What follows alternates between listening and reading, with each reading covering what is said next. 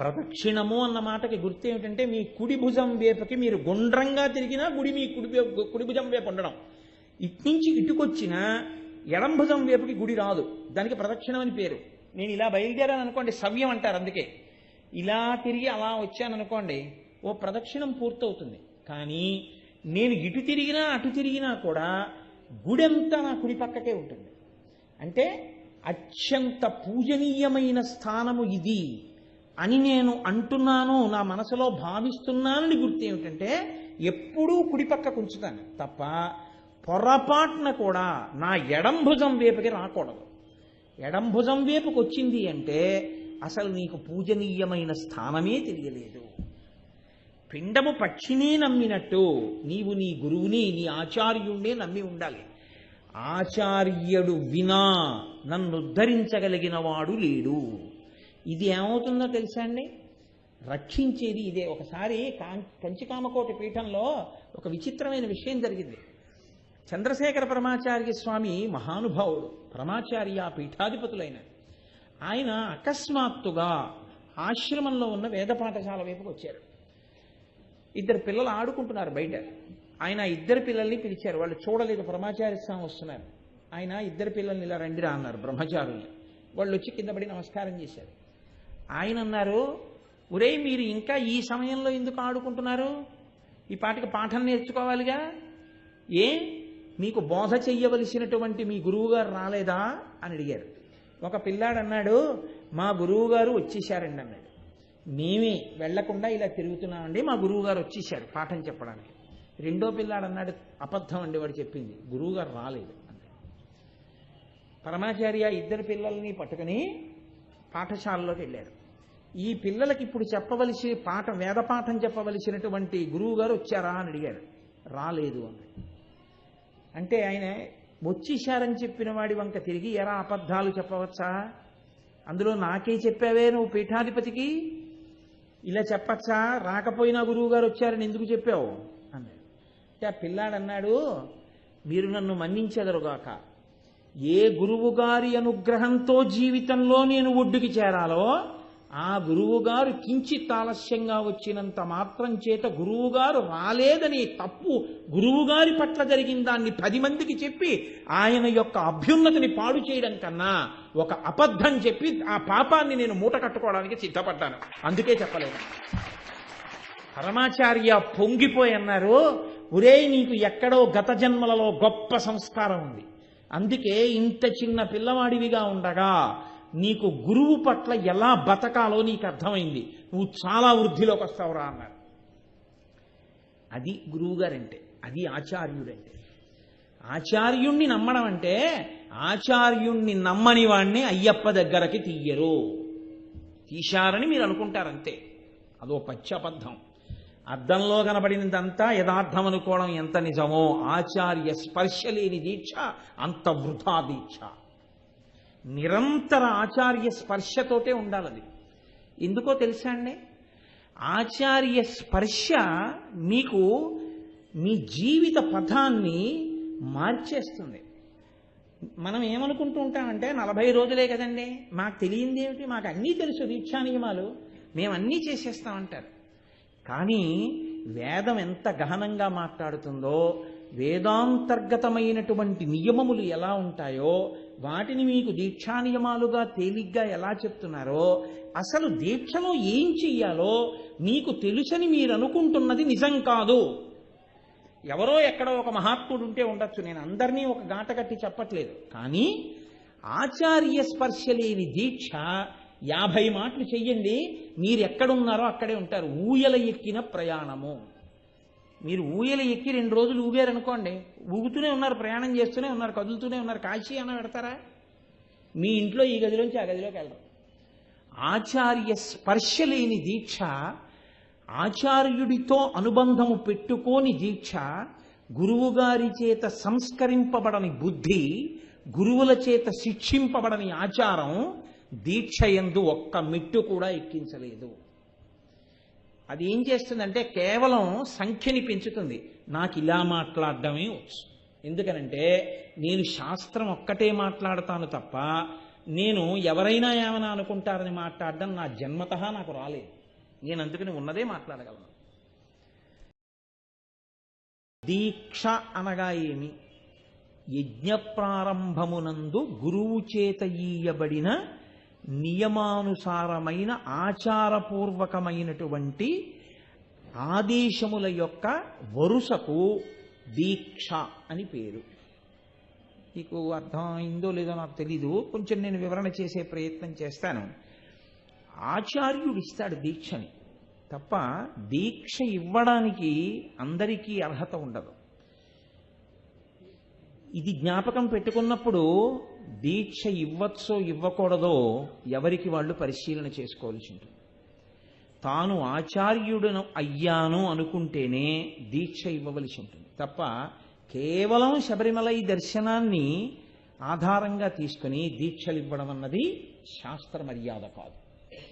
నేను వేదం ఏం అంగీకరించిందో అదే మాట్లాడతాను. ఇంకోలా మాట్లాడడం నాకు చేత కాదు, నేను మాట్లాడలేను. దీక్ష ఇవ్వాలి అంటే ఆచార్యుడై ఉండాలి, గురువై ఉండడం కాదు. అంటే గురువుకి ఆచార్యుడికి తేడా ఉంటుందా? ఖచ్చితంగా ఉంటుంది. ఎంత సన్నటి తేడా ఉంటుందంటే గురువుది ఆచార్యుడిది ఒక్కటే స్థానం. గురుర్బ్రహ్మ గురుర్విష్ణు గురుర్దేవో మహేశ్వర గురు సాక్షాత్ పరబ్రహ్మ తస్మై శ్రీ గురవే నమః. లోకంలో ఇదో విచిత్రం ఏమిటంటే క్రైస్తవులలో క్యాథలిక్కులు ప్రొటెస్టెంట్లు అని ఉంటారు, కానీ వాళ్ళకి ఈశ్వరుడు మాత్రం యేసుక్రీస్తు. మహమ్మదీయులలో సున్నీలు సూఫీలు అని ఉంటారు, కానీ వాళ్ళకి ఈశ్వరుడు మాత్రం అల్లా. బౌద్ధులలో హీనయానులు మహాయానులు అని ఉంటారు, కానీ వాళ్ళకి ఈశ్వరుడు మాత్రం బుద్ధుడు. సనాతన ధర్మంలో వైష్ణవులకు విష్ణువు, శైవులకు శివుడు. అక్కడ వస్తుంది సమస్య అంతా. శైవులు ఏమంటారంటే మా శివుడికి భక్తుడు విష్ణు అంటారు, వైష్ణవులు ఏమంటారంటే మా విష్ణువుకి భక్తుడు శివుడు అంటారు. ఎవరి ఈశ్వరుణ్ణిగా వాళ్ళు ఆరాధన చేస్తారు. ఇది ఎక్కడ కలిపి ఒకటే పరబ్రహ్మమని చెప్పాలి అంటే అది గురువు దగ్గరే సాధ్యం అవుతుంది. గురువుగారి దగ్గరికి వచ్చేటప్పటికి మాత్రం గురువుగారు శివుడు, గురువుగారు బ్రహ్మ, గురువుగారు విష్ణువు. గురుర్బ్రహ్మ గురుర్విష్ణు గురుర్దేవో మహేశ్వర గురు సాక్షాత్ పరబ్రహ్మ తస్మై శ్రీ గురవే నమః. కఠోపనిషత్తు విష్ణువు పరబ్రహ్మ ఉంటుంది, మాండూక్యోపనిషత్తు శివుడు పరబ్రహ్మ ఉంటుంది. అలా ఎందుకంటాయి అంటే ఉన్న ఒక్క పదార్థమే ఇన్నిగా చలామణి అవుతుంది కాబట్టి. ఇప్పుడు గురువుగారు బ్రహ్మ, గురువుగారు విష్ణువు, గురువుగారు శివుడు. కానీ గురువు అన్న మాట ఒకటే మీరు వాడితే గురువుగారు తాను తెలుసుకున్నటువంటి పరబ్రహ్మమునకు సంబంధించిన విషయములను ఆచరణలో కూడా పెట్టాలని నియమమేం లేదు. ఆచరణ ఉండాలనేం లేదు గురువుగారికి. నేను ఒక ఉదాహరణ చెప్పాలంటే భగవాన్ రమణ మహర్షి ఆచారమునంతటినీ పాటిస్తారా అని అడిగారు అనుకోండి, ఆయన ఆచారమునేం పాటించరు ఆయన.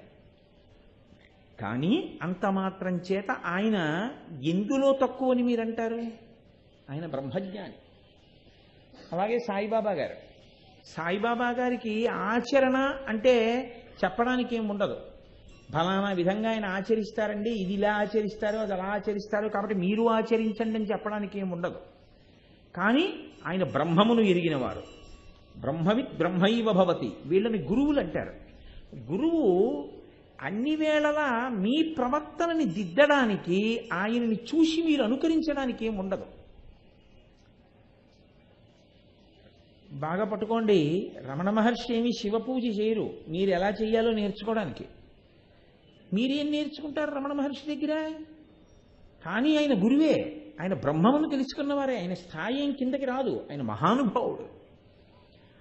ఆచార్యుడు అంటే ఎవరో తెలుసా అండి? ఆచార్య అంటే పేరు కాదు, ఆచార్య అంటే ఏదో యూనివర్సిటీలో ప్రొఫెసర్ ఉద్యోగం కాదు. ఆచార్య అంటే తాను ఏది తెలుసుకోవడానికి ప్రయత్నించి తెలుసుకున్నాడో అది తెలుసుకోవడానికి మార్గం ఏదో దాన్ని విడిచిపెట్టకుండా ఆచరించేవాడు ఆచార్య. శంకరాచార్య, చంద్రశేఖరేంద్ర సరస్వతి పరమాచార్య.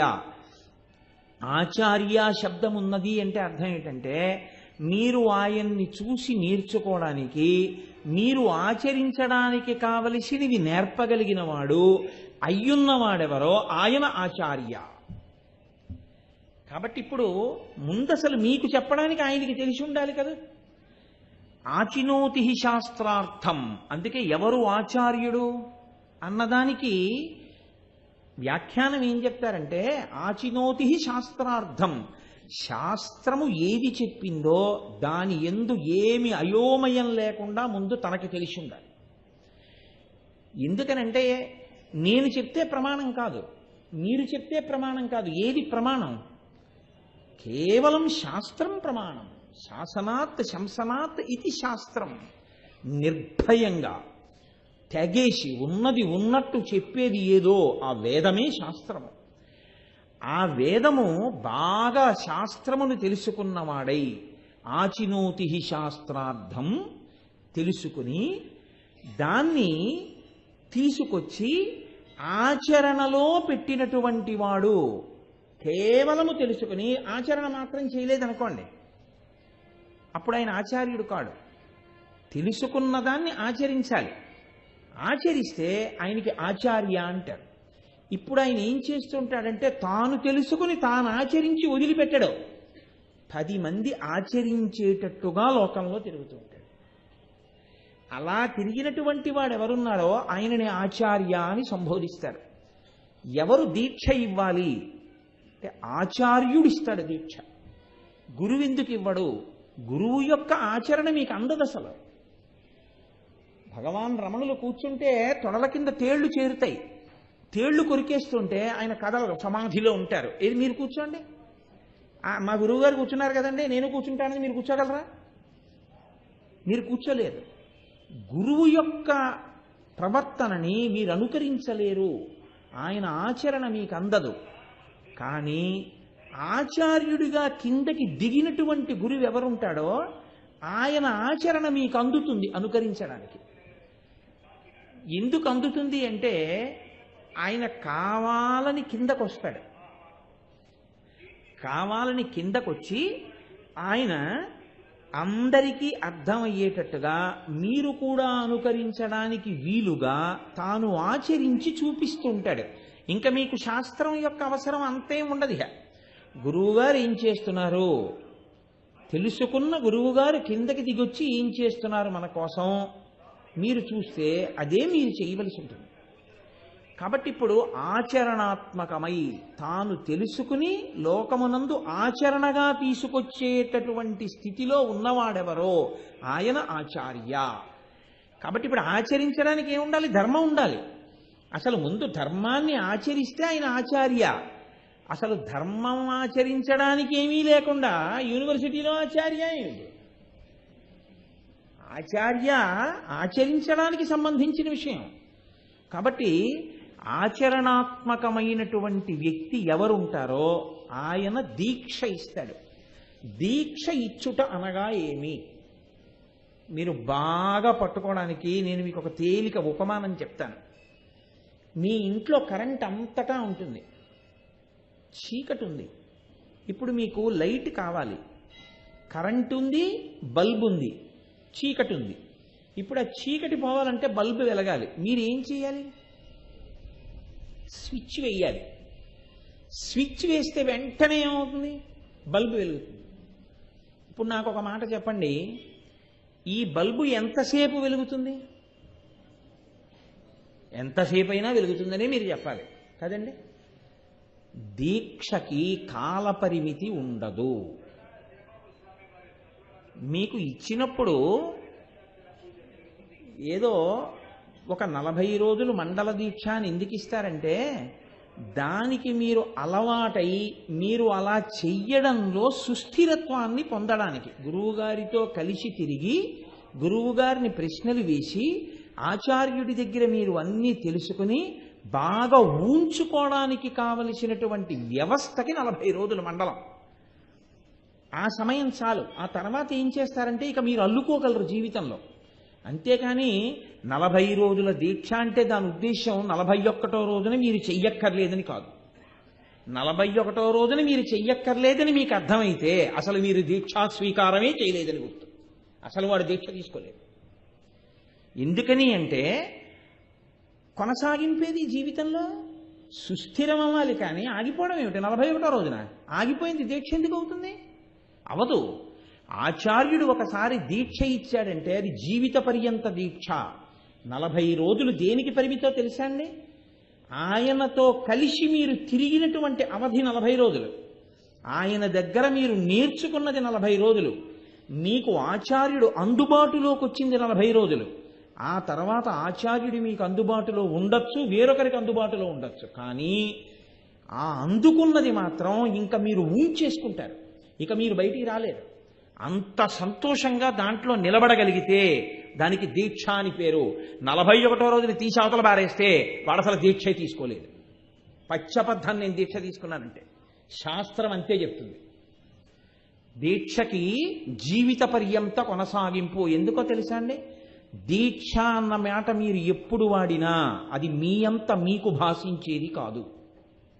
దీక్ష స్వయం భాష కాదు. దీక్ష అంటే ఒకరిస్తారు. ఎవరివ్వాలి? ఆచార్యుడే ఇవ్వాలి. ఆచార్యుడిచ్చినదేదో అది దీక్ష. కాబట్టి ఇచ్చేవాడు ఉండాలి, పుచ్చుకునేవాడు ఉండాలి. ఇచ్చేవాడు పుచ్చుకునేవాడు ఉంటే మధ్యలోకి వచ్చిన దాన్ని దీక్ష అని పిలుస్తుంది శాస్త్రం. నేను ఎన్నో వ్యాఖ్యానాలని ఆధారం చేసుకుని మీకు చెప్తున్నాను ఈ మాటలు. అందుకే దీక్ష మీకు ఎలా ఇవ్వాలి, నేను మీకు ఒక యథార్థం చెప్తున్నాను. ఇలాగే ఇవ్వాలి అని నియమం లేదు. నేను పరమసత్యం చెప్తున్నాను. దీక్ష ఎన్ని వేల మంది దీక్ష తీసుకున్నా ఇలాగే దీక్ష ఇవ్వాలి అన్న నియమము లేదు. ఎందుకో తెలుసా అండి? మీరు ఏదో పెట్టుకుంటే అది మీరు పెట్టుకున్న నియమం అంతే. శాస్త్రం ప్రమాణంతే. మీరెవరు ప్రమాణం చెప్పడానికి? వేదం ప్రమాణం, శాస్త్రం ప్రమాణం. వేదం చెప్తోంది ఎలా ఉంటుందో దీక్ష అంటే. దీక్ష అనేక రకాలుగా ఉంటుంది. నయన దీక్ష అనొక దీక్ష. నయన దీక్ష అంటే మీకు ఇచ్చినట్లు మీకు తెలియదు కూడా. అసలు మీలో ప్రసరణ ప్రారంభమైపోతుంది. అది ఎలా ప్రారంభమైపోతుందో తెలుసా అండి? నాకు చాలా అనుగ్రహం కలిగింది అనుకోండి ఒకరి పట్ల, వీరు వృద్ధిలోకి రావాలి అని నేను అనుకున్నాను అనుకోండి. నేను పరిపూర్ణంగా పరమేశ్వరుణ్ణి ప్రార్థన చేసి వీరికి ఇక నుండి ఈశ్వరానుగ్రహము ప్రారంభమగుగాక, వీరి ప్రవర్తన యందు మార్పు వచ్చుగాక అని నేను ఒక్కసారి కళ్ళల్లో కళ్ళు పెట్టి కూడా చూడక్కర్లేదు. గురు కటాక్షము అన్న మాటకు అర్థం అదే. కటాక్షము అంటే కడగంటి చూపు. నేను గట్టిగా ప్రార్థన చేసి ఈశ్వరుణ్ణి నేను ఇలా చూశాననుకోండి ఒకసారి, మీలో మార్పు ప్రారంభమైపోతుంది. దాన్ని నయన దీక్ష అంటారు. అలాగే స్పర్శ దీక్ష, ముట్టుకునిస్తారు. దీన్ని నయన దీక్షకి ఉదాహరణగా చేపని చెప్తారు. దాన్ని మత్స్య దీక్ష అంటారు. ముట్టుకుని చేత్తో ముట్టుకునిస్తారు. ఒకసారి శిష్యుడి యొక్క శరీరాన్ని తాకుతారు. అలా తాకి దీక్షనిస్తే దానికి కుక్కుట దీక్ష, కోడి రూపంలో ఇచ్చినటువంటి దీక్ష అని పేరు. మూడవది, అసలు మీకు గురువుగారు ఇస్తున్నారన్న విషయం మీకు ఎప్పుడూ తెలియదు. మీకు ఆ శక్తి ఎక్కడి నుంచి వస్తుందో మీకు తెలియనే తెలియదు. ఎందుకో తెలుసా అండి? గురువుగారు ఎక్కడో కూర్చుని ఈశ్వరుణ్ణి ప్రార్థన చేసి ఒకసారి శిష్యుణ్ణి స్మరణ చేసి ఆ శిష్యుణ్ణి ఉద్ధరించమని, కాపాడమని ఈశ్వరుణ్ణి ఆయన అక్కడి నుంచి ప్రార్థన చేస్తాడు. అంతే. ఇక్కడ ప్రారంభం అవుతుంది మార్పు. లేకపోతే జగద్గురు అన్న మాటకు అర్థం లేదు. శంకర భగవత్పాదులు సముద్రం దాటరు. ఇక్కడ ఉన్న జగత్తులో ఎక్కడున్నా అందుకుంటుంది. ఎందుకు అందుకుంటుందో తెలుసా అండి? వాళ్ళకి తెలుస్తుంది అంతే. ప్రపంచం నలుమూలలలో ఎక్కడ ఉండి నమ్మండి గురువుని, గురువుకి తెలుస్తుంది వాడు నమ్మి ఉన్నాడు నన్నని. ఇక్కడ స్మరిస్తాడు గురువుగారు, అంతే. అక్కడ అందుకుంటుంది ఈశ్వరానుగ్రహం. స్మరణ దీక్ష. అసలు దీక్ష ప్రారంభమైంది ఈ 3 రూపాల్లోనే. స్మరణ దీక్షని కమట దీక్ష అంటే తాబేటి దీక్ష అంటారు. ఈ 3 రకాలైన దీక్షని ప్రపంచంలో ప్రారంభం చేసిన మొట్టమొదటి గురుస్వరూపం పరాశక్తి. ఎందుకంటే లోకాన్ని ఉద్ధరించాలి కాబట్టి, లోకాన్ని శివుడితో కలపాలంటే ఆచార్య కలపాలి గురువుగా. ఆవిడే మొట్టమొదట గురుస్వరూపాన్ని పొందింది. అందుకే గురుమండల రూపిణి, దక్షిణామూర్తి రూపిణి. ఆవిడ గురువుగా మారడానికే మీనాక్షి, కామాక్షి, విశాలాక్షి అయింది. మీనాక్షి అంటే చాప, ఇదే నయన దీక్ష. చాప ఏం చేస్తుందో తెలుసా అండి? గుడ్లు పెట్టేస్తుంది. ఈ గుడ్లు నీటి మీద తేలి వెళ్ళిపోతుంటాయి. చాప వెళ్ళి పొదగదు. చాప తాను ప్రవాహ వేగానికి అనుగుణంగా ఈదుతూ నీటి మీద తేలి వెళ్ళిపోతున్న తన గుడ్ల వంకలా చూస్తుందంతే. నా గుడ్లు నీటి మీద తేలి వెళ్ళిపోతున్నాయి, ఇవి పిల్లలగుగాక అని కోరుకుంటుంది మనసులో. అది ఆ ప్రార్థన చేస్తూ చూసినంత మాత్రం చేత చాప గుడ్లు పిల్లలవుతాయి. కాబట్టి ఆవిడ ఎక్కడి నుంచైనా చూసి అనుగ్రహించడం మొదట తాను చూపించి కొంతమంది గురువులకు ఆ శక్తి ఇచ్చింది ఆవిడ. అదే ఆవిడ మీనాక్షి. అది మీనాక్షి తత్వం. అలాగే స్పర్శ దీక్ష, కుక్కుట దీక్ష, ముట్టుకునిస్తారు. ముట్టుకుని ఇచ్చేది సాధారణంగా ఎలా ఇస్తారంటే హస్తమస్తక సంయోగం అని. గురువుగారు చాలా ప్రసన్నుడైతే శిష్యుడి యొక్క బ్రహ్మస్థానంలో, బ్రహ్మరంధ్ర స్థానం దగ్గర తన అరచేతితో ముట్టుకుంటాడు. ఒక్క గురువు తనంత తాను ప్రసన్నుడైతే ఏకాంతంలో ముట్టుకుంటాడు. ముట్టుకుని ఈశ్వరుణ్ణి ప్రార్థన చేస్తాడు. ప్రార్థన చేసినప్పుడు గురువుగారిలో ఉన్నటువంటి తపశ్శక్తి కొంత శిష్యుల్లోకి వెళ్ళిపోతుంది. వెళ్ళిపోయి ఆయనలో ఈశ్వరానుగ్రహం మొదలవుతుంది. అది మహాత్యాగం. కాబట్టి హస్తమస్తక దీక్ష అంటారు. అంటే ఆయన హస్తంతో ఆయన తలని ముట్టుకుంటారు.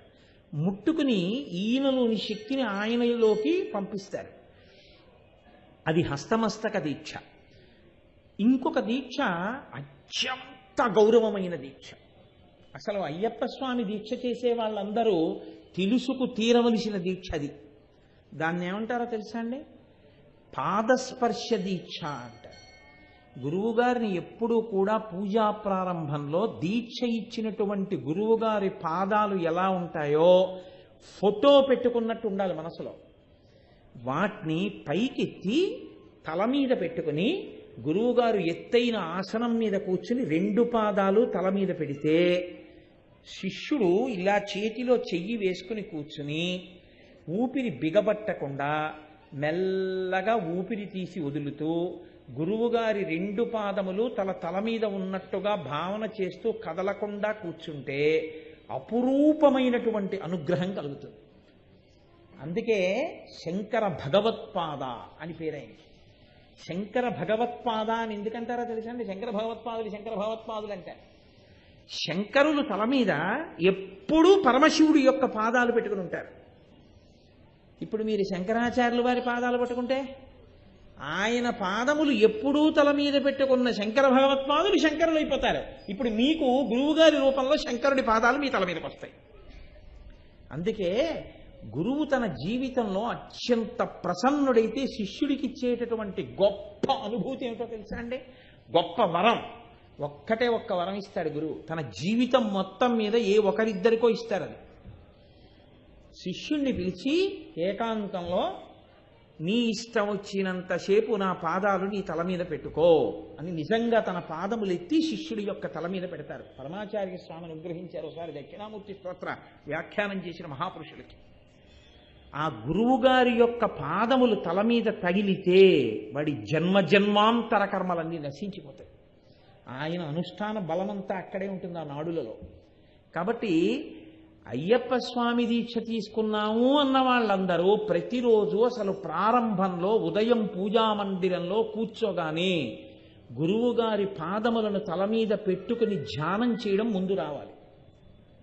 ఆచార్య గురువుగారు పీఠం దగ్గర ఎలా కూర్చుంటారు, తన ఆచార్యుడు ఎలా కూర్చుంటారు, అందుకే 40 రోజులు ఇస్తారు. మీరు తిన్నగా పూజ ప్రారంభం చేయడం కాదు, మీ ఆచార్యుడు పీఠం దగ్గర పూజ చేస్తుండగా మీరు చూడాలి, మీరు పువ్వులు అందించాలి, ఆయన పూజామంటపం తుడవాలి, ఆయన పూజామంటపం దగ్గర ముగ్గులు వెయ్యాలి. గురువుగారు పూజకు వస్తున్నారు అంటే మీరు బిందెలతో అభిషేక ద్రవ్యాలు తీసుకొచ్చి అక్కడ పెట్టాలి. గురువుగారు వచ్చి కూర్చుని చేస్తుంటే ఒరే మనం అసలు ఆచమనమే చేయలేదు అలా ఎప్పుడు మీకు అర్థమైపోతుంది. అంతే మీకు ప్రశ్న అక్కడ మొదలవుతుంది. గురువుగారు ఇది ఇలా చెయ్యాలా? ఆచార్య ఆయన ఆచరించి చూపిస్తాడు మీకు. ఇప్పుడు మీరు ప్రశ్న వేస్తే మీకు ఆ ఆచరణ అందుతుంది. ఇది అందుకుని పైకెక్కుతాడు. అందుకని తల మీద పాదములను పెట్టుకుని గురుపాదములను స్మరణ చేస్తాడు. కాబట్టి అమ్మవారు ముట్టుకుని ఇచ్చేటటువంటి దీక్ష శంకర భగవత్పాదులు సౌందర్యలహరిలో వర్ణన చేశారు. శృతీనాం మూర్ధానో దదితి తవయౌ శేఖరతయా మమాప్యతో మాథ శిరసి దయయా దీహి చరణౌ. దీన్ని కుక్కుట దీక్ష అంటారు. కుక్కుట దీక్ష అంటే కోడి బాగా రెక్కలు విప్పి పట్టుకున్నట్టు పిల్లల్ని చూడండి, కోడి రెక్కలు బాగా విప్పి ఇలా పెట్టుకుని దాచుకుంటుంది. అలా గురువుగారు ఏం చేస్తారంటే 2 పాదములతో ముట్టుకుంటారు, లేదా తన చేతితో బ్రహ్మరంధ్రం ఉన్న చోట ముట్టుకుంటారు, లేదా ఆయన అనుగ్రహిస్తే అసలు ముట్టుకోకుండా కటాక్షంతో ఇచ్చేస్తారు. కాబట్టి కుక్కుట దీక్ష, స్పర్శ దీక్ష, ఇది కామాక్షి. తల మీద పాదములు పెట్టి అనుగ్రహిస్తుంది కాబట్టి కామాక్షి ఇచ్చే దీక్ష. 3వది విశాలాక్షి, కమట దీక్ష అంటారు దాన్ని. కమట దీక్ష అంటే తాబేలు. తాబేలు ఏం చేస్తుందంటే నీటిలోంచి బయటికి వచ్చి గుడ్లు ఒడ్డున పెట్టేస్తుంది, పెట్టేసి నీటిలోకి వెళ్ళిపోతుంది. నీటిలోకి వెళ్ళిపోయి నీటిలో ఎక్కడ తిరుగుతూ ఉంటుంది, తిరుగుతూ లోపల స్మరిస్తుంది.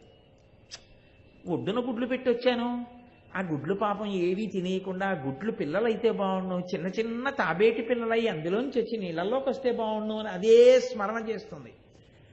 అలా స్మరణ గురువుగారు చేయడం వల్ల మీరు జ్ఞానమును పొందుతారు. గురువుగారి అనుగ్రహం వల్ల, గురువుగారి స్మరణల వలన శివానుగ్రహం మీకు కలుగుతుంది.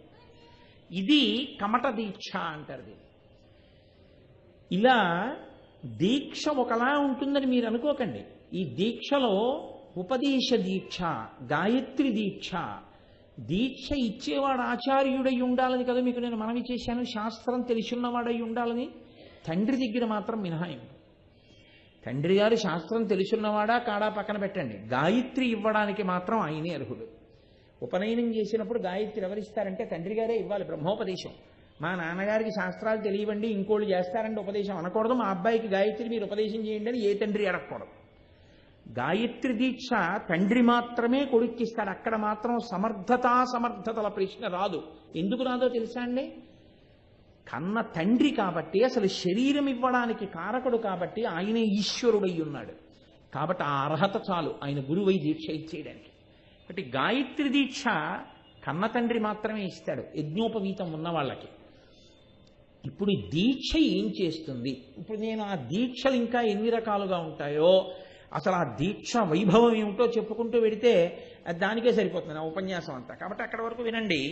ఇప్పుడు ఈ దీక్షలో ఏం జరుగుతుంది అసలు అంటే, గుడ్డు యొక్క పెంకు పగిలిపోతుంది. మీరు గుడ్డు తీసుకొచ్చి చేతిలో పెట్టుకుని కొంచెం ఇలా ఇలా అన్నా కూడా పెంకు పగిలిపోతుంది. కానీ లోపల పిండం పిల్లవదు. ఆ పిండం ఏమైపోతుందంటే ద్రవం కిందకి జారిపోతుంది. అదే గుడ్డు మీద పెంకు ఉండగా, గుడ్డులో పిండం ఉండగా, పక్షి ఆ గుడ్డుని తీసుకుని తన కడుపు కింద పెట్టుకుని తన పొట్టని గుడ్డు మీద ఆంచి తానలా కళ్ళు మూసుకుని ధ్యానం చేస్తూ కూర్చుంటుంది. ఇప్పుడు ఆ పక్షి యొక్క పొట్ట వేడి గుడ్డు పెంకుకు తగిలి, గుడ్డు పెంకు వేడెక్కి ఆ వేడి లోపల ఉన్న పిండానికి తగిలితే లోపల ఉన్న పిండం పక్షి పిల్ల కింద మారడం మొదలు పెడుతుంది. మారి ఈ పెరిగిన పిల్ల ఏం చేస్తుంది? పెంకు పగలగొట్టుకుని ఎగిరిపోతుంది పక్షి. జ్ఞానము లోపల ఉండి అజ్ఞానమన్న పొర కప్పేసి ఉంటుంది. ఈ అజ్ఞానమన్న పొర ఎందుకు విచ్చిపోతుందంటే, గురువుగారి అనుగ్రహం అన్న వేడికది విచ్చిపోతుంది. విచ్చిపోతే వాడు పక్షి అయిపోయి ఎగిరిపోతాడు. ద్విజహ అంటే 2 రెక్కలు ఉన్నవాడు. భక్తి జ్ఞానము లేదా భక్తి కర్మ అన్న 2 రెక్కలు పెట్టుకుని, ఆకాశ అంటే బ్రహ్మము, కాష్ అంటే అంతటా వ్యాపించి ఉండడం, అంతా వ్యాపించినటువంటి బ్రహ్మాన్ని భక్తితో కూడిన కర్మతో ఆరాధన చేస్తూ తిరుగుతాడు. ఈ స్థితి ఎక్కడి నుంచి వస్తుందంటే గురు సంపర్కం వల్ల వస్తుంది. గురువుగారి యొక్క అనుగ్రహం కలిగితే, గురువుగారి పక్కన ఉండడం అంటే గురువుగారిని మీరు విసిగించారనుకోండి ఏమవుతుందో తెలుసా అండి? వీడొచ్చాడేంటి అని గురువుగారు అనుకున్నారనుకోండి, అది మీకు ఇంకా ఉపయోగం ఉండదు. అందుకే గురు శుశ్రూష అన్న మాటకు అర్థం ఏంటంటే, గురువు మనసిరిగి ప్రవర్తించుట. ఎన్నడూ గురువు గారికి విసుగు కలిగేలా ప్రవర్తించకూడదు. శిష్యుణ్ణి చూడగానే గురువుగారు పొంగిపోయేటట్టు ఉండాలి. అలా ఉంటే అప్పుడు గురువు గారి ఆ పక్షి యొక్క ఒంటి వేడికి గుడ్డులో ఉన్నటువంటి పిండం పిల్లై గుడ్డు పెంకు పగలగొట్టుకుని పైకొచ్చినట్టు లోపల ఉన్నటువంటి జ్ఞానము పైన ఉన్న అజ్ఞానం అనేటటువంటి పెంకుని పగలగొట్టి ఆచరణాత్మకమై ఈశ్వరానుభవంగా మారుతుంది. ఇలా మార్చగలిగినటువంటి సమర్థత ఎవరి యందు ఉండి ఆచరణాత్మకమై మిమ్మల్ని కూడా పైకెక్కించడానికి నిచ్చెల మెట్లు ఎక్కించినట్టు ఎక్కించగలడో ఆ సమర్థత ప్రకాశించిన వాడు ఆచార్య. ఆయన ఈ దీక్షనిస్తాడు. ఇప్పుడు నాకు చెప్పండి, మీకు ఇచ్చిన దీక్ష 40 రోజులకి పరిమితమని మీరు ఎలా అనుకుంటున్నారు? అది జీవిత ప్రయోజనానికి సంబంధించిన దీక్ష. గురువుగారిచ్చిన దీక్ష మీకు మాల వెయ్యడం, ఇరుముడి కట్టడం మధ్యలో ఉన్నదే దీక్ష అని మీరు అనుకుంటే మీరు ఎన్నిసార్లు దీక్ష చేసినా మీకు అసలు దీక్ష అర్థం కాలేదని గుర్తు. దీక్ష అర్థం కానప్పుడు ఎన్ని మాటలు చేశాడన్న దానివల్ల ఉపయోగం ఏమిటి? ఓ అంకెని ఎంత పెట్టి హెచ్చ వేసినా చివర సున్న పెట్టి హెచ్చ వేస్తే ఏమొస్తుంది? సున్న వస్తుంది. అసలు దీక్ష అంటే ఏమిటో తెలియని వాడు ఎన్నిసార్లు దీక్ష చేస్తే ఉపయోగం ఏమిటి? అసలు దీక్ష అంటే ఏమిటో నీకు తెలుసా? నీకు ఆచార్య సంపర్కం అంటే ఏమిటో తెలుసా? ఆచార్యుడితో కలిసి ఉండడం అంటే ఏమిటో నీకు తెలుసా? ఎప్పుడైనా నువ్వు ఆచార్యుడినో ప్రశ్న వేశావా? ఆచార్యునితో కలిసి తిరిగి నీ ఉపాసనని ఏమైనా దిద్దుబాటు చేసుకున్నావా? పిండం పిల్లగా మారడంలో లోపల ఉన్న పిండము ఒక్కటే నియమం పెట్టుకుంది. నాకు తల్లి ఎవరో దానికి తెలియదు, బయట ఉంది పక్షి, గుడ్డులో ఉంది పిండం. కానీ ఆ పిండం ఎప్పుడు ఒక్కదానికే పొదగబడుతుంది, పక్షి కడుపు వేడికే. అన్యముచ్యత. మీరు పట్టుకెళ్ళి కొంచెం అగ్గిపుల్ల గీసి అక్కడ పెడితే అదేం పిల్లవదు, తల్లి కడుపే తగలాలి. నాకు గురువు వినా మార్గము లేదు, ఆచార్య కృపయే నన్ను రక్షిస్తుంది. అందుకే దీక్షితుడు తన ఆచార్యుడు ఎదురుగుండా ఉంటే ఎప్పుడూ తన కుడి చేతి వైపు ఆయన ఉండేటట్టుగా తిరగాలి తప్ప గురువు గారు తన ఎడం వైపుకి వెళ్ళేటట్టు తిరగను కూడా తిరగకూడదు బయట.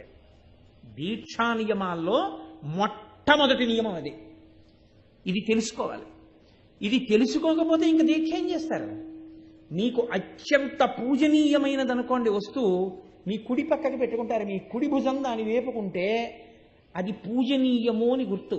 అందుకే ఈశ్వరుణ్ణి పూజ చేసేటప్పుడు ఈశ్వరుడు ఎదురుగుండా ఉండడు, ఎడం పక్కన ఉండడు, కుడి పక్కన ఉంటాడు. తాను ఆరాధన చేస్తే ఇంట్లో పూజలు పూజా సామాగ్రి అంతా కుడి పక్కన ఉంటుంది.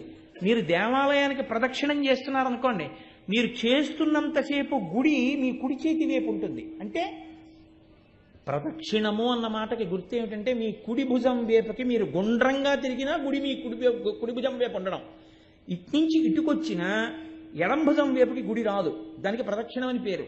నేను ఇలా బయలుదేరాను అనుకోండి, సవ్యం అంటారు. అందుకే ఇలా తిరిగి అలా వచ్చాను అనుకోండి, ఓ ప్రదక్షిణం పూర్తవుతుంది.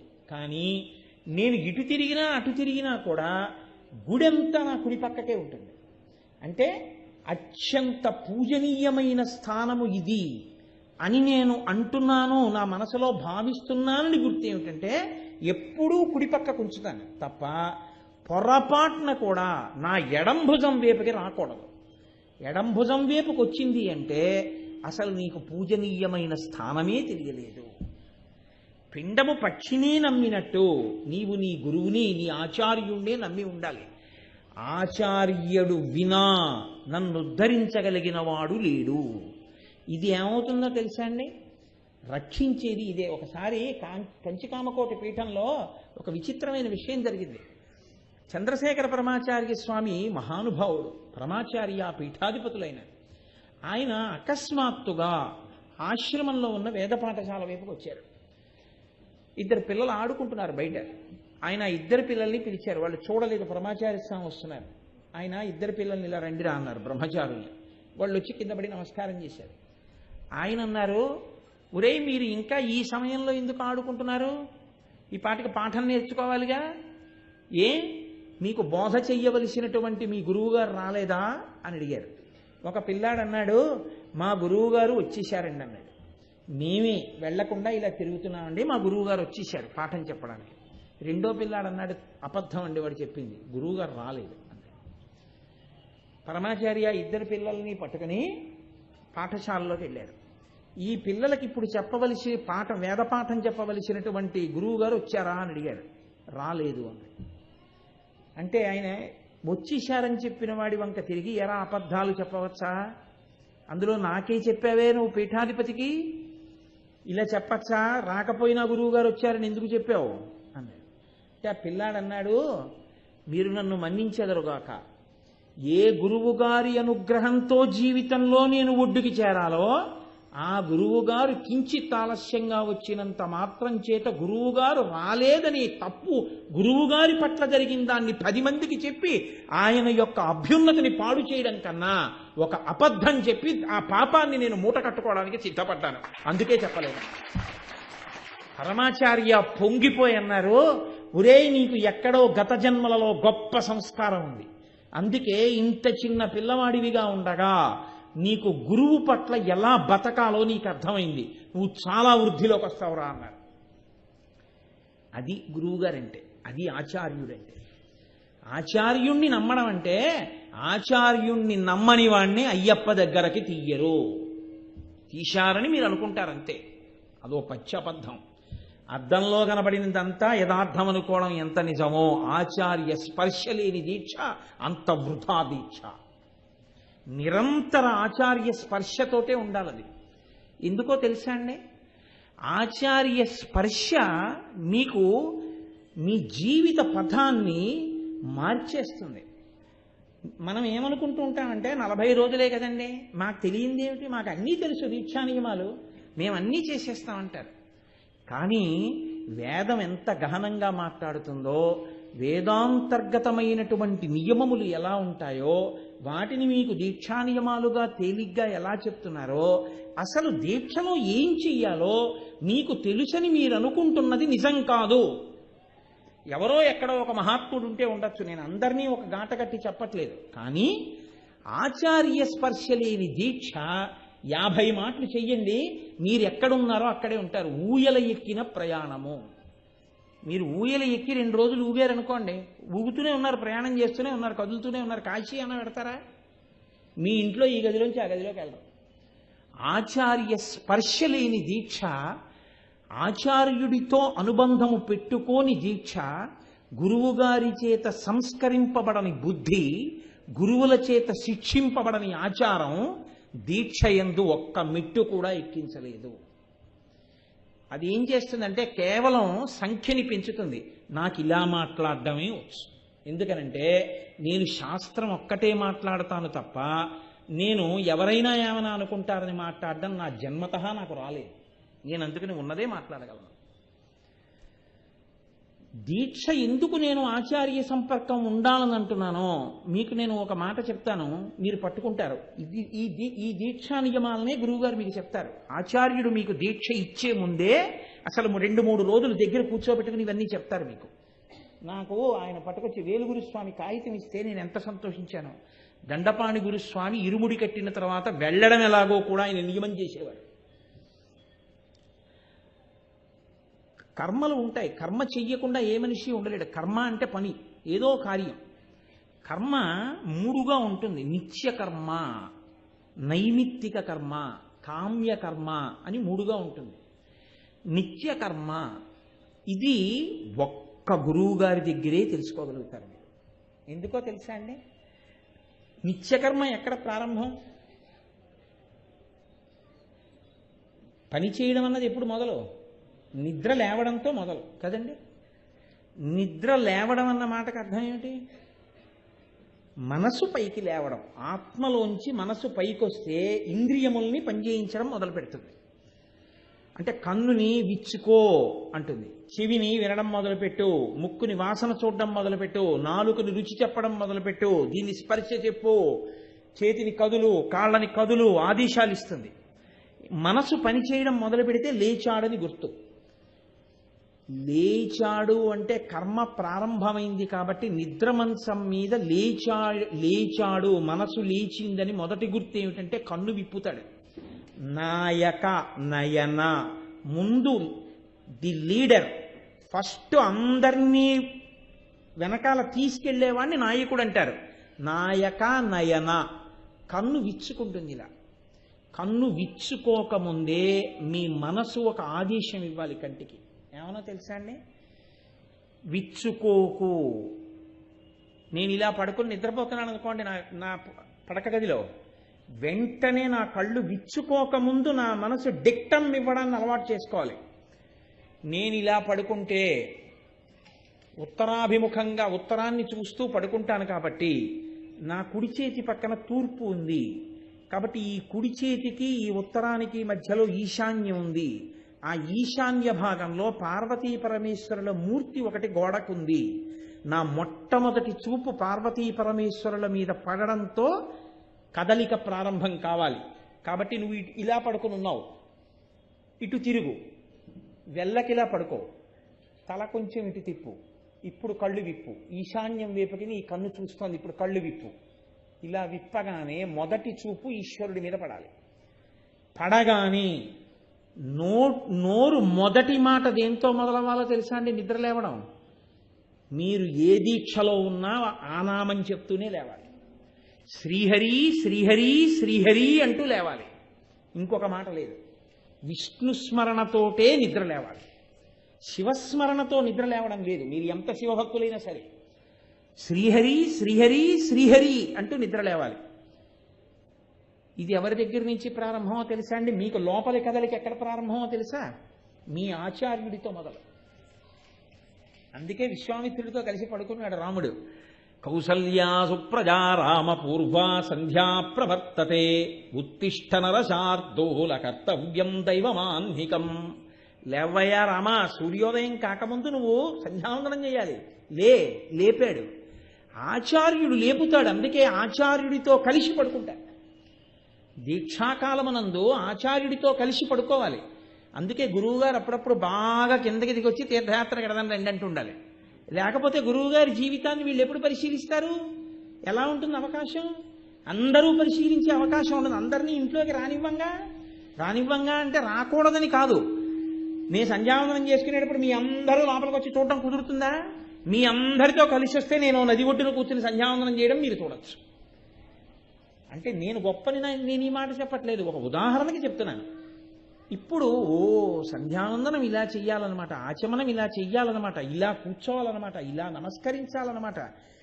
ఎప్పుడు కళ్ళు ముయ్యాలో ఎప్పుడు కళ్ళు తెరవాలో మీకు ఆచార్యుణ్ణి చూసి మీరు గమనిస్తూ ఉంటారు, తెలుసుకుంటూ ఉంటారు. పువ్వు వేస్తే ఇలా వెయ్యాలన్నమాట, దీపం పెడితే అక్షత ఇలా వెయ్యాలన్నమాట. మొదటి కదలిక కన్ను విప్పడం దగ్గర గురువు గారితో మొదలు. ఏది 41వ రోజున మానేస్తారా నాకు చెప్పండి?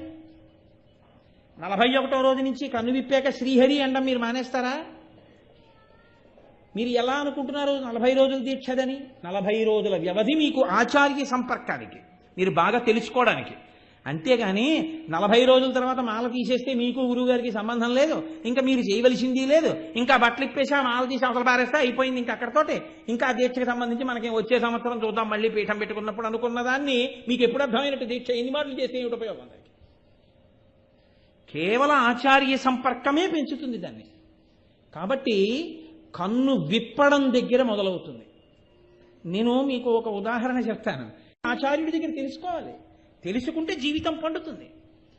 ఈ ఉత్సాహం శిష్యుడికి ఉందనుకోండి, ఒక్కొక్కసారి ఏమవుతుందో తెలుసా అండి? గురువుగారి ప్రమేయం లేకుండా పడిపోతాడు. నేను మీకు ఉదాహరణ చూపిస్తాను. రామానందుల వారని మహానుభావుడు, గొప్ప గురువు, నిరంతర రామనామ సంకీర్తన చేస్తుండేవారు. కబీర్ దాస్ గారి గురించి ఒక మాట చెప్తారు. ఆయన మహమ్మదీయ కుటుంబంలో జన్మించి ఈ సనాతన ధర్మ సంప్రదాయం వైపు బాగా ఆకర్షితులయ్యారు అంటారు. కానీ ఆయనకి దీక్ష గురువు గారు ఇవ్వరేమో అని ఆయనకి బెంగ. రామానందుల వారి దగ్గర దీక్ష తీసుకోవాలని కోరిక. కానీ రామానందుల వారు దీక్ష ఇస్తారా? ఎవరబ్బాయి వయ్యా ఏమిటి అని అడుగుతారేమో, నేను మహమ్మదీయుడి అంటే ఇస్తారో ఇవ్వరో ఆయనకి బెంగ. కానీ రామానందుల వారంటే పొంగు. ఆయన రామనామం చెప్తుంటే అలా వింటుండేవారు, ఆయన అలా వెడుతూ ఉంటే ఆయన అలా చూస్తుండేవారు. అబ్బబ్బా, గురువు గారు ఒక్కసారి తన కాలుతో నన్ను తన్ని నాకు ఉపదేశం చేస్తే నామం చాలు, నా జన్మ పండిపోతుంది అనుకునేవారు. కానీ అడగడానికి భయం, ఇవ్వను అంటే ఇక వెళ్ళలేరు జీవితంలో. ఆలోచించి ఆలోచించి ఆలోచించి ఆ గురువు గారి మీద మీకున్న గురి చేత ఆయన గురువు అవుతాడు. మీకు గురి లేకపోతే ఆయనేం గురువు అవుతాడు? ఎలా గురువు అవుతాడు మీకు? రామానందుల వారు తెల్లవారుజామున 4 గంటలకి గంగానదీ తీరంలో వెళ్ళిపోతున్నారు స్నానానికి. కబీర్ దాస్ గారు అడ్డంగా వెళ్ళి ఇసుకలో పడుకున్నారు. రామానందుల వారు రామచంద్రమూర్తి సరయూ నది స్నానం ఆలోచిస్తూ రామనామం చెప్పుకుంటూ వెళ్ళిపోతున్నారు చీకట్లో. అడ్డంగా పడుకున్న కబీర్ దాస్ గారిని చూసుకోకుండా తొక్కారు. గురువుగారి పాదం తగిలింది కదా. ఇప్పుడు ఏదైనా తగలకూడంది తగిలినా, తగలవలసింది తగిలి కలిసి వచ్చినా ఏది ఇష్టమైన నామో అది నోటి వెంట వస్తుంది. శివశివ అంటాం కదండి, లేదా రామరామ అంటాం కదా. రామానందుల వారు కబీర్ దాస్ గారికి ఒళ్ళు తగలగానే అయ్యయ్యయ్యో ఎవరినో తన్నానని రామరామ అన్నారు. ఆయన లేచి నమస్కారం చేసి గురువు గారు పాదస్పర్శ దీక్షతో రామనామం ఇచ్చారని స్వీకరించారు. కబీర్ దాస్ గారు అంత భక్తుడయ్యారు. గురిచేత గురువా, ఇచ్చినందుకు గురువా. మాలేసుకుంటే గురువు గారు, ఇరుముడు కడితే గురువు గారని మీరు అనుకుంటున్నారేమో. నేను అలా అనను. మీకు గురుండి మీరు ఏమైనా కొత్తగా ఆయన దగ్గర పొందితేనే నేను గురువు గారంట. లేకపోతే మీరెవరో ఆయనకి తెలియదు, ఆయన ఎవరో మీకు తెలియదు. 8 మాటలు దీక్ష చేశానండి. 8 మాటలు దీక్షలో ఎన్ని విషయాలు తెలుసుకున్నాను అనుకుంటున్నారు? ఇవాళ నేను నా జీవితం ఇంత బాగా అనుష్ఠానం చేయగలుగుతున్నానంటే అయ్యప్ప స్వామి దీక్షల మహాత్యం. ప్రతి 40 రోజులు గురువు గారితో స్పర్శ.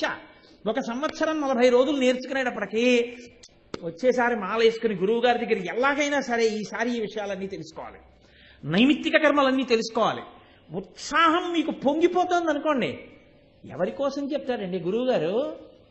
దూడ వెళ్ళి పొదుగులో గుద్దితే పాలు వదిలిపెట్టేసిన ఆవులా విడిచిపెట్టేస్తాడు అంతే, తనకున్న అనుష్ఠాన బలాన్ని, తనకున్న జ్ఞానాన్ని.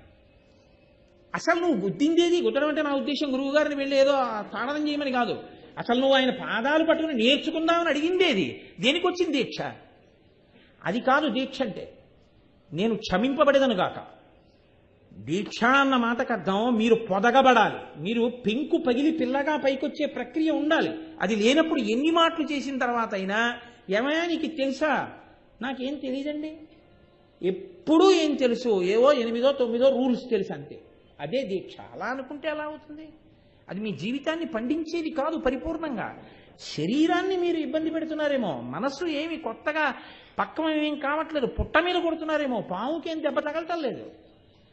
కాబట్టి చూడండి, దీక్షయందు నిత్యకర్మానుష్ఠానమును ముందు గురువు గారు మొదలు పెడతారు. ఆచార్య స్పర్శ చేత అక్కడ ప్రారంభం చేస్తారు. నిత్యకర్మానుష్ఠానములో ఆచార్య స్పర్శ అంటే ఎలా ఉంటుందో నేను మీకు ఒక ఉదాహరణ చెప్తాను. దీక్షితుడైన వాడు నిలబడి దంతధావనం చేయకూడదు. అలా కానీ చేశాడనుకోండి, ఉత్తర క్షణంలో దీక్షా భంగము చేసేసినట్టు అయిపోతుంది. దీక్షయందు నియమములను పాటించడానికి మీరు అంగీకరించారు కాబట్టి ఏ దిక్కుకు పడితే ఆ దిక్కుకు తిరిగి మీరు ముఖప్రక్షాళన దంతధావనం చేయకూడదు. దీక్షితుడని గుర్తేమిటంటే తూర్పు ఎటో అటుకి తిరిగి కింద కూర్చుని ఉత్తరేణి పుల్లతో దంతధావనం చెయ్యాలి. ఉత్తరేణి పుల్లతోనే ఎందుకు చేయాలండి అంటే ఆ ఉత్తరేణి గురించి ఎంతో ఉంది, నేను ఎక్కడ చెప్పను, మీ ఆచార్యులను అడగండి మీకు చెప్తారు. ఆ ఉత్తరేణి పుల్లతో దంతధావనం చెయ్యాలి. దంతధావనం చేసిన తరువాత అసలు అది కూడా కాదు, నిత్యకర్మ అక్కడ కూడా ప్రారంభం అవదు. నిద్ర లేవగానే మీరు శ్రీహరి శ్రీహరి శ్రీహరి అని 3 మార్లు అన్న తర్వాత భూమి మీద కాలు పెడుతూ సముద్రవసనే దేవి పర్వత స్తనమండలే విష్ణుపత్ని నమస్తుభ్యం పాదాహతిం క్షమస్వమే అని చెప్పాలి. అమ్మా నీవు విష్ణుపత్నివి, భూమాతవి, నన్ను కన్న తల్లివి, కానీ నా కాలు పెట్టి తొక్కడం వినా నాకు మార్గం లేక కాలు పెడుతున్నాను, నన్ను మన్నించు అని ప్రణిపాతం చేసి నేల మీద పడి నమస్కారం చెయ్యాలి. అసలు భూమాతకి నమస్కారం చేయకుండా కింద దిగిన వాడికి దీక్ష ఏంటండి? అబ్సర్డ్, అసందర్భం. వాడికి అసలు దీక్ష తెలియదు. వాడు దీక్షా భంగములు చేయువాడు. పోతన గారు భాగవతం చేస్తూ అంటారు, వ్రతములు చేయుచునొక్కమారైన యవ్వారి స్మరించిన తనై వ్రతభంగంబులు మానునట్టి వరదన్ వామాక్షులిక్షించియున్ గత చేలా ప్లవనంబునేడు వ్రతభంగం బంతు చింతించి పాలతటంజస్త కరబ్జలై సరసలీలం రొక్కిరట్లందరూ అంటారు. దీక్ష అంటే ఉన్నతి, పైకెక్కుతూ ఉండాలి. దిగుతూనే నేల మీద పడి నమస్కరించాలి. భూమాతకి నమస్కరించిన వెంటనే గురుపాదములను స్మరణ చేసి దూరంగా గురువుగారు నించుంటే తాను నమస్కరించినట్టు నమస్కరించాలి. ఎందుకంటే స్నానం చేయలేదు ఇంకా. నమస్కరించి లేచి కూర్చుని ప్రాణాయామం చెయ్యాలి. ప్రాణాయామం చేసిన తరువాత అప్పుడు దంతధావనానికన్నా ముందు కాలకృత్యాలు విడిచిపెట్టడానికి ఊరికి దూరంగా ఉన్న ప్రదేశానికి వెళ్ళి కాలకృత్యాలు తీర్చుకోవాలి. కాలకృత్యాలు మౌనంగా తీర్చుకున్న తరువాత వచ్చి స్నానం మొదలు పెట్టాలి. స్నానానికి ముందు దంతధావనం, తూర్పు దిక్కుకి తిరిగి మాత్రమే ఉత్తరేణి పుల్లతో దంతధావనం చెయ్యాలి. దంతధావనం చేసిన తరువాత స్నానం మొదలు పెట్టాలి. స్నానము ముఖ్య స్నానము, గౌణ స్నానము అని రెండుగా విడిపోతుంది. మీరు ఎలా పడితే అలా స్నానం చేయడాన్ని శాస్త్రం అంగీకరించారు. అందులో దీక్షితుడు ఎలా పడితే అలా స్నానం చేస్తే వెంటనే పోతుంది, అంతే. ఆ దీక్ష భంగమైపోతుంది. అందుకే దీక్షాభంగము అంటారు.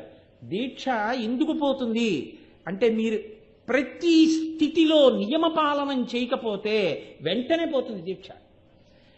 దీక్షాభంగములను చేసుకుంటూ వెడుతూ నేను దీక్ష చేస్తున్నాను అని చెప్తే అది ఎంత దోషం మీరు చూడండి. నియమములను పాటించాడా, నియమోల్లంఘనం చేసుకుంటూ వెళ్ళాడా? ప్రతిరోజు నియమోల్లంఘనం చేశాడు. చేసి నేను నియమములను పాటించాను, దీక్షితుండని చెప్తున్నాడు. ఎంత దోషం అది. స్నానము ముఖ్య స్నానము అని ఒకటి, గౌణ స్నానము అని ఒకటి. ముఖ్య స్నానము 6 విధములుగా మారిపోతుంది. ముఖ్య స్నానము 6 విధములలో మొదటి స్నానాన్ని మలాపకర్షణ స్నానము అంటారు. మలాపకర్షణ స్నానం అంటే అది తన శరీరమే తనకి కల్పించిన అశౌచాన్ని పోగొట్టుకోవడానికి చేస్తూ ఉండాలి. అందుకే దీక్షితులు తరచు స్నానం చేస్తారు. అన్నం తిన్నారనుకోండి, వెంటనే నవరంధ్రములు మలాన్ని వదిలిపెట్టేస్తాయి. పడుకున్నారనుకోండి, నవరంధ్రములు మలాన్ని విడిచిపెట్టేస్తాయి. మీకు కూర్చునుండగా కునుకొచ్చిందనుకోండి, స్నానం చేయాలి వెళ్ళి. లేకపోతే నవరంధ్రములలోకి మలం వస్తుంది, చెవిలోకి గులిమి వస్తుంది, కంటిలోకి పుష్ వస్తుంది, మూత్రనాళం దగ్గరికి మూత్రం వచ్చి చేరిపోతూ ఉంటుంది, చుక్క చుక్క చుక్క చుక్క. పెద్ద ప్రేగుల్లోకి మలం చేరిపోతూ ఉంటుంది, నవరంధ్రముల దగ్గర మలం ఏర్పడుతూ ఉంటుంది. ఈ మలం ఉంటే దీక్ష నిలబడదు. కాబట్టి నవరంధ్రములలో మలం పేరుకుంది అనే అనుమానం వచ్చినప్పుడల్లా స్నానం చేయాలి. దాన్ని మలాపకర్షణ స్నానము అంటారు. అది మొదటి స్నానం ముఖ్య స్నానంలో. రెండవ స్నానం దేవకార్యాన్ని కానీ పితృకార్యాన్ని కానీ ప్రారంభం చేసే ముందు చేసేటటువంటి స్నానాన్ని క్రియాంగ స్నానము అంటారు. క్రియాంగ స్నానం చేసేటప్పుడు మీరు ఎలా పడితే అలా చేయడాన్ని శాస్త్రం ఒప్పుకోదు. మీరు శాస్త్రం చేసే ముందు నీటి వంక చూసి నమస్కారం చెయ్యాలి. నమస్కారం చేసి ఒక మంత్రం చెప్పాలి. గంగేతి యమునేచి ఇవ గోదావరి సరస్వతి నర్మదే సింధు కావేర్యౌ జలేస్మిన్ సన్నిధిం కురు అని చెప్పాలి. ఓ నదులారా, మీ అందరూ ఈ జలములలో ప్రవేశించండి. ఇప్పుడు భాగవతంలో 16,000 మంది కన్యల్ని తీసుకొచ్చి కారాగారంలో పెట్టినప్పుడు, జరాసంధుడు లోపల పెట్టినప్పుడు, విడిపించినప్పుడు కృష్ణుడి దగ్గర వాళ్ళందరూ కలిసి చెప్పారు, కృష్ణాయ వాసుదేవాయ హరయే పరమాత్మనే ప్రణత క్లేశనాశాయ గోవిందాయ నమో నమః అనాలి. తూర్పు దిక్కికి తిరిగి ఆ నమస్కారం చేసి అప్పుడు ఈ నీళ్లు తీసుకుని స్నానం చేయడం మొదలెట్టాలి. స్నానం చేసేటప్పుడు మీరు కట్టుకున్న బట్ట మీ కాలుకు తగిలిందో మీ దీక్ష పోతుంది. ఎందుకో తెలుసా అండి? కోటేశ్వరరావు గారు అబద్ధం చెప్తున్నారు అనుకుంటే మీరు పటలపందం చూడండి. సమస్త దేవతలు వస్త్రంలో ఉంటారు. బట్ట కాలుకు తగిలినా, కాలుతో తన్ని జాడించినా, బట్టని కాళ్ల కింద వేసినా వెంటనే వాడికి ఈశ్వరానుగ్రహం పోతుంది, దీక్షాభంగం అవుతుంది. ఒంటి మీద స్నానానికి వేరే బట్ట ఎప్పుడు ఉండాలి, స్నానశాటి అంటారు దాన్ని. దీక్షితులకి స్నానశాటి పెట్టుకున్నావా అని అడుగుతారు. స్నానశాటి ఉండాలి ఎప్పుడు. ఆ స్నానశాటి కట్టుకుని పల్సటి బట్ట, చిన్న బట్ట కట్టుకుని స్నానం చేయాలి.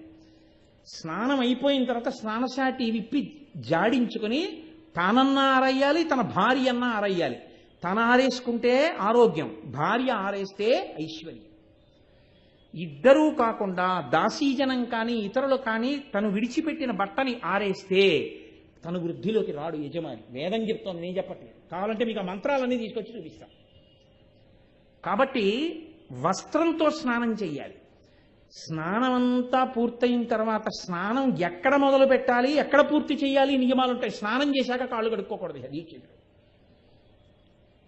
తుడుచుకోవడం తల దగ్గర ప్రారంభం చేయాలి.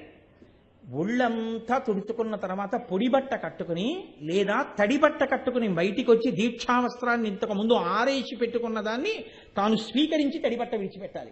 విడిచిపెట్టి ఇప్పుడు మడిబట్ట కట్టుకోవాలి. దీక్షావస్త్రాన్ని కట్టుకుని పీఠార్చనలోకి వెళ్ళడానికి సిద్ధపడాలి. ఇదంతా స్నానాంగమే. దీన్ని క్రియాంగ స్నానము అంటారు. మూడవ స్నానం ఒకటి గురువు గారు నేర్పుతారు 40 రోజుల్లో. ఇప్పుడు నేను ఆ ప్రకరణం అంతా మీకు చెప్పడం కుదరదు. సూర్యగ్రహణం కానీ చంద్రగ్రహణం కానీ అటువంటి ఒక పర్వం అంటారు. పర్వదినం కానీ వస్తే ఆ పర్వదినం నాడు ఎలా స్నానం చెయ్యాలో గురువు గారు నేర్పుతారు. అద్భుతంగా ఉంటుంది. మొన్న దీపావళి వచ్చింది, దీపావళి పర్వదినం. దీపావళి తెల్లవారుజామున స్నానం ఎలా చెయ్యాలో గురువు గారు నేర్పుతారు, అడిగేవాడు ఉంటే. లేకపోతే ఏం నేర్పుతారు? కాబట్టి దీపావళి పండగ నాడు స్నానం చేయడం నేర్చుకున్నారు. 41వ రోజున మీరు మానేస్తారా? మీరు బతికున్న నాళ్ళు చేస్తారు దీపావళి అమావాస్య పొద్దున్న. అది గురువైభవం అంటే, అది దీక్ష అంటే. కాబట్టి దాన్ని నైమిత్తిక, దాన్ని అలా చేసేటటువంటి స్నానాన్ని పర్వదిన స్నానము అంటారు. 4వది ముట్టుకోవడం వల్ల వెంటనే శరీరం అపవిత్రం అయిపోతుంది. శవాన్ని పొరపాటున తగలడం కానీ, శవం మీద గాలి తగలడం కానీ జరిగిందనుకోండి, శౌచము పోతుంది. మళ్ళీ శౌచ సిద్ధి కొరకు స్నానం చేయాలని, దాన్ని నైమిత్తిక స్నానము అంటారు. 5వ స్నానం ఉంటుంది, నదీ స్నానము. నదీ స్నానం చేసేటప్పుడు దీక్షితుడికి నియమాలు ఉంటాయి. ఏమిటో తెలుసా అండి? మీరు ఎక్కడుంటున్నారో మీకు చాలా దగ్గరలో ప్రవహించేటటువంటి నదిని విడిచిపెట్టి ఇంకొక నదికి వెళ్ళి మీరు స్నానం చేయకూడదు. అలా చేస్తే ఈ నది మిమ్మల్ని శపిస్తుంది. వేదంలోంచి చెప్తున్నానండి, నా సొంతంగా చెప్పట్లేదు నేను. ప్రతి దీక్షితుడు ఆచార్యుడితో కలిసి జీవనదికి వెళ్ళాలి. దాన్నే ముఖ్య స్నానం అంటారు. ముఖ్య స్నానాల్లో కల్లా గొప్పది నదీ స్నానమే. మళ్ళీ ఆ నదీ స్నానానికి వెళ్ళినప్పుడు తెల్లవారుజామున 4కి 4:30కి మధ్యలో చెయ్యాలి. ప్రవాహానికి అభిముఖంగా నిలబడి చెయ్యాలి. వాలెటుందో అటు నిలబడి స్నానం చేయకూడదు. శరీరం అంతా మునిగిపోయేటట్టుగా అందులోకి ఒక్కసారి కూర్చుని లేవాలి. కూర్చుని లేచేటప్పుడు ఇలా కూర్చుని లేవకూడదు. అలా కూర్చుని లేస్తే ఆరోగ్య భంగం అవుతుంది. గురువుగారు ముద్ర నేర్పుతారు.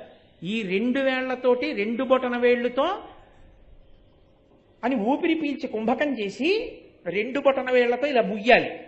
ఈ 2 పెద్ద వేళ్లతోటి 2 చెవి కన్నాలు మొయ్యాలి. ఇలా మూసి ఒక్కసారి మునిగి లేవాలి. లేస్తే చెవుల్లోంచి కానీ ముక్కుల్లోంచి కానీ నీరు లోపలికి వెళ్ళదు. ఆరోగ్యం భంగం కాదు. ఎక్కువసేపు కుంభకం చేయకూడదు అలవాటు లేని వాళ్ళు. గభాలన మళ్ళీ పైకి లేచిపోయి మెల్లగా విడిచిపెట్టేసి కుంభకం చేసిన ఊపిరిని విడిచిపెట్టి మళ్ళీ గాలి తీసుకుని, దీక్షితుడు ఈత కొట్టకూడదు. ఈత కొట్టకుండా ఎంతసేపు అవసరమో అంతసేపు స్నానం చేసి ఒడ్డుకొచ్చి బట్ట తడిపేసుకోవాలి.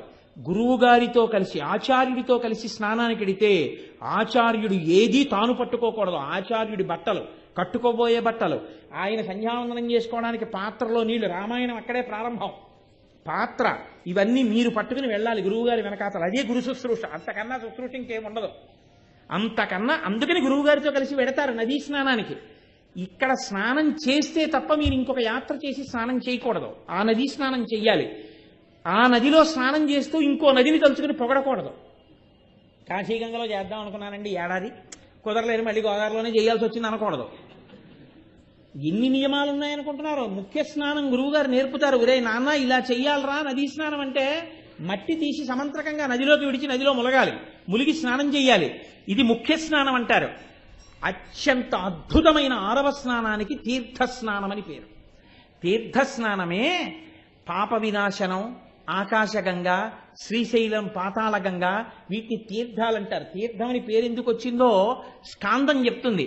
ఆంగిరసులు అందరూ కలిసి భూమండలం మీద గొప్ప యజ్ఞయాగాదులు చేసి తీర్థఫలాన్ని, పుణ్యఫలాల్ని వాటిలో విడిచిపెట్టి వెళ్ళిపోయారు ఊర్ధ్వలోకాలకి. అందుకని ఆ నీటిలో ఎప్పుడూ ఆ ఫలితం ఉంటుంది. ఆ తీర్థాలలో నిలబడి స్నానం చేస్తే ఆ శక్తి మీకు వస్తుంది. కాబట్టి దీక్ష ఇనుముడిస్తుంది. కాబట్టి 6వ స్నానం తీర్థస్నానం. అందుకే వెళ్ళింది తీర్థయాత్ర అంటారు. ఏదో దేవాలయానికి వెళ్ళాడు, యాత్రకు వెళ్ళాడు, క్షేత్రానికి వెళ్ళాడు, తిరుపతి వెళ్ళాడు అందరూ తీర్థయాత్ర అంటారు. అక్కడికి వెళ్ళి పుష్కరిణి స్నానం చేశాడు, పాపనాశనంలో స్నానం చేశాడు. ఆయనకి ఇప్పుడు కొత్తగా శక్తి వచ్చింది, అందుకు నీకో నమస్కారం, నీ కాళ్ళకో నమస్కారం. యాత్రకు వెళ్ళొస్తే అందుకే స్నానం చేయకముందే నమస్కారం చేస్తారు, రైలు దిగిరే చేసేయచ్చు తీర్థయాత్రకు వెళ్ళొస్తే. గౌణములు అని ఉంటాయి. గౌణము ఎందుకు చెప్తారో తెలుసా అండి గురువుగారు? నాన్న నీకు ఎప్పుడైనా ఏదైనా ఇబ్బంది వస్తే నువ్వు నన్ను సంప్రదించే అవకాశం లేకపోతే గౌణ స్నానం చెయ్యి అని చెప్తారు. అందులో మొదటిది అగ్నిస్నానం. అగ్నిస్నానం అంటే విభూతిని తీసి తల మీద చల్లుకుంటారు, అది విభూతి స్నానం, ఆగ్నేయ స్నానం అంటారు దాన్ని. 2వది గోపరాగ స్నానము. అత్యవసరంగా స్నానం చేసేయాల్సి వచ్చింది. గోవులు నడిచినటువంటి భూమి మీద మట్టి తీసి చల్లేసుకుంటే స్నానం అయిపోతుంది. 3వది దాన్ని బ్రాహ్మ స్నానం అంటారు. 4వ స్నానం ఒకటి ఉంటుంది, చాలా స్నానాలు శరీరం అంగీకరించదనుకోండి కొంతమందికి, ఏదో 30 రోజులు చేశాక ఇంకా పరిశ్రమ పట్టడం మొదలైంది. అప్పుడు గురువుగారు ఏమంటారంటే నువ్వు కాపిల స్నానం చేస్తుండు అంటారు. ఒక మాట ప్రతిరోజు క్రియాంగ స్నానం చేస్తాడు, మిగిలింది కాపిల స్నానం అంటారు. కాపిల స్నానం అంటే ఇక్కడ వరకే నీళ్లు పోసుకుంటాడు. పోసుకుని ఈ నాభి కింద భాగాన్ని బొడ్డు కింద నుంచి తడుపుకుంటాడు. తడుపుకుని రుద్దుకుని తుడిచేసుకుంటాడు. పై శరీర భాగం అంతటినీ కూడా తడి బట్టతో తుడుచుకుంటాడు. తుడుచుకుని పొడి బట్టతో తుడుచుకుంటాడు. దాన్ని కాపిల స్నానం అంటారు. అటువంటి కాపిల స్నానం చేస్తారు. ఇప్పుడు నేను మీకు 4 స్నానాల్లో ఉంది చెప్పాను. గౌణ స్నానాల్లో 4 స్నానాలు: విభూతి స్నానము, గోపరాగ స్నానము, బ్రాహ్మ స్నానము, కాపిల స్నానము 4. 5వ స్నానం ఉంటుంది. ఈ స్నానం అసలు నేర్చుకోవడానికే 40 రోజుల దీక్ష తీసుకుంటారు. ఈ స్నానము యొక్క పరాకాష్ఠ ఇరుముడి. అది నీకు వస్తేనే గురువుగారు కట్టాలి ఇరుముడి. నాకు 40 అయిపోయిందంటే కట్టాలని లేదు. నిన్ను అడిగి నువ్వు పరిణితి లేకపోతే ఇంకో 10 రోజులు చేయరా అని చెప్పచ్చు గురువుగారు. ఏమిటో తెలుసా అండి ఆ స్నానం? అది ఈశ్వరుణ్ణి పైనుంచి కిందకి, కింద నుంచి పైకి చూడగలగడం. అయ్యప్పని చెప్పరా కళ్ళు మూసుకుని అన్నారనుకోండి. కళ్ళు మూసుకుని అయ్యప్ప కూర్చోవడం, పాదాలు, మోకాళ్ళు, యోగపట్టం, చేతులు, చిన్ముద్ర, ఎడం చెయ్యి మోకాల మీద పెట్టుకోవడం, కుడి చేత్తో పట్టుకున్న ముద్ర, ఆయన గుండెలు, ఆయన కంఠం మీద త్రివళలు, ఆయన బుగ్గలు, ఆయన నుదురు, ఆయన ముక్కు, ఆయన కళ్ళు, ఆయన కిరీటం, ఆయన చిరునవ్వు, ఆయన తేజస్సు అంతా వర్ణించేసి ఆయన మెడలో పూలమాలలు, విభూతి పోస్తే ఎలా ఉంటాడు, తేనె పోస్తే ఎలా ఉంటాడు అన్నీ చెప్పేశాడు అనుకోండి. ఇస్తున్నాను రా ఇరుముడు అంటారు. మానస స్నానము ఈశ్వరుణ్ణి ధ్యానంలో స్మరించగలగడం. పైనుంచి కిందకి, కింద నుంచి పైకి, అథాంగ పూజ. ఇది 12 స్నానాల్లో పరమోత్కృష్ట స్నానం. అసలు అలా చేసేవాడి దగ్గరికి ఏ అశౌచం రాదు. కాబట్టి మానస స్నానము. 12వ స్నానం అత్యద్భుతం, దివ్య స్నానము అంటారు. దివ్య స్నానము అంటే అదంతా ఇప్పుడు నేను వర్ణించడం చాలా కష్టం, సమయం లేదు. ఉదకము అన్న మాటకి చాలా పెద్ద అర్థం చెప్తుంది వేదం. ఆ ఉదకములు మేఘమండలంలోంచి భూమి మీద పడేటప్పుడు దాన్ని ఆ దృష్టికోణంతో చూసినటువంటి ఆనందం ఉత్పన్నమైతే పైన ఉన్న చొక్కా తీసి అవతల బారేసి ఆ 2 చేతులు పైకెత్తి వర్షధారల కింద పొంగిపోతూ గంతులేస్తూ చేసే స్నానాన్ని దివ్య స్నానం అంటారు. 12 స్నానాలు గురువుగారు నేర్పుతారు. ఇందులో నేను ఏదో అలా చదివేశానంతే. ఒక్కొక్క స్నానం గురువుగారి దగ్గర నేర్చుకుని మీరు స్నానం చేస్తున్నారనుకోండి, మీకు ఆ స్నానం అంటే ఏమిటో, స్నానం చేస్తే మీకు ఎలా తేజస్సు కలుగుతుందో, ఎంత శక్తి వస్తుందో, మీ మనసు ఎలా నిలబడుతుందో, దానికి ఎందుకు స్నానమని పేరో, మీరు చేస్తే ఎందుకు స్నానమో, ఈశ్వరుడికి చేస్తే ఎందుకు అభిషేకమో మీరు వింటున్నారనుకోండి. నాకు చెప్పండి, మీరు ఇరుముడి కట్టుకుని వెళ్ళొచ్చేసిన తర్వాత ఇంకా మీకు అక్కర్లేదు. అది ఊపిరున్నంత కాలం కావాలి. మీరు అలా స్నానం చేయకుండా ఉండలేదు. ఇక పైగా గురువుగారి దగ్గర కిందటిసారి ఇదే నేర్చుకున్నాను, ఇంకా నేను ఎన్ని నేర్చుకోవాలో, 12 స్నానాలు నేర్చుకోవాలి, తీర్థయాత్ర అంటే ఏమిటో తెలుసుకోవాలి, ఆచమనం అంటే తెలుసుకోవాలి, భస్మధారణ అంటే ఏమిటో తెలుసుకోవాలి, వస్త్రం కట్టుకోవడం అంటే ఏమిటో తెలుసుకోవాలి, ఎన్ని నియమాలు ఇవన్నీ పాటించడంలో ఎంత ఆనందమని మీకు మీరు ఉత్సాహంగా నియమపాలనం చేస్తే మీ అంత మీరు నియమములకు కట్టుబడి ఈశ్వరుణ్ణి చేరుకుంటారు నిత్యనెక్కుతూ. దానికి దీక్ష అని పేరు. అందుకే ఇచ్చేవాడు పుచ్చుకునేవాడు ఉంటేనే దీక్ష. స్వయంగా ప్రకాశించలేదే స్వయంభూలాగా దీక్ష. నిద్ర లేవగానే మీరు శ్రీహరి శ్రీహరి శ్రీహరి అని 3 మార్లు అన్న తర్వాత భూమి మీద కాలు పెడుతూ సముద్రవసనే దేవి పర్వత స్థలమండలే విష్ణుపత్ని నమస్తుభ్యం పాదాహతిం క్షమస్వమే అని చెప్పాలి. అమ్మా, నీవు విష్ణుపత్ని, భూమాతవి, నన్ను కన్న తల్లివి, కానీ నా కాలు పెట్టి తొక్కడం వినా నాకు మార్గం లేక కాలు పెడుతున్నాను, నన్ను మన్నించు అని ప్రణిపాతం చేసి నేల మీద పడి నమస్కారం చెయ్యాలి. అసలు భూమాతకి నమస్కారం చేయకుండా కింద దిగిన వాడికి దీక్ష ఏంటండి?